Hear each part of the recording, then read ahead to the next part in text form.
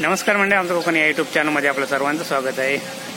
आज आपण जो व्हिडिओ बघणार आहोत तो राजापूर तालुक्यातील भोवड पोपेरे गावातील भोवडवाडी येथील गावकर सीताराम गावकर, ॲक्च्युली त्यांचं नाव आहे सीताराम अनाजी भोवड। ते गावकर घराण्याचे असल्यामुळे त्यांना गावकर या नावाने जास्त ओळखलं जातं।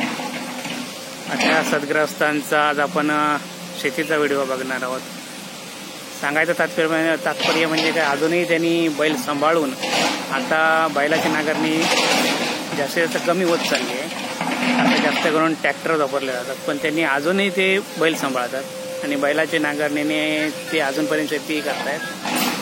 म्हणजे जुनी परंपरा त्यांनी अजून चालवलेली आहे।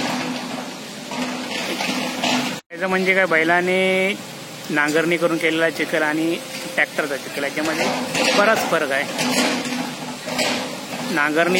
बैलांच्या नांगरणीचा चिखल कसा असतो, चिखलाला चिखल मेळ धरत जातो आणि रोपं लावायला पण सुलभ पडतात आणि लावलेली रोपं ही लवकर पाळ धरतात आणि उभी राहतात। तसं ट्रॅक्टरची नांगरणी चिखल हा पातळ पाण्यासारखा होत जातो, आपण लावणी करतो परंतु रोपं लवकर उभी राहत नाही आणि त्याला पाळ धरायला मजबूती लवकर मिळत नाही।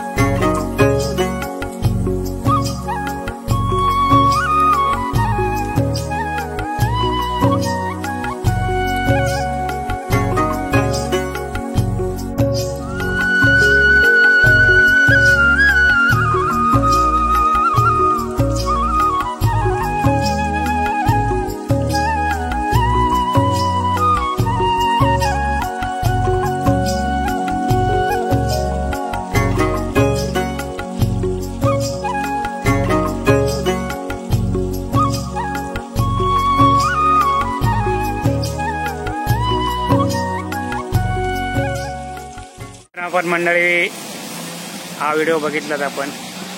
फ्रंटला पुढे जो फोटोमध्ये एक मुलगा दिसतो तो मुलगा त्यांचा रवींद्र भोवड म्हणून त्यांचा मुलगा, आणि एक तो नातू आहे।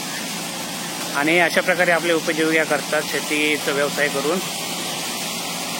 तरी आमचा व्हिडिओ कसा वाटला कमेंट करून नका सांगा, लाईक करा, शेअर करा आणि सबस्क्राईब करायला विसरू नका। धन्यवाद।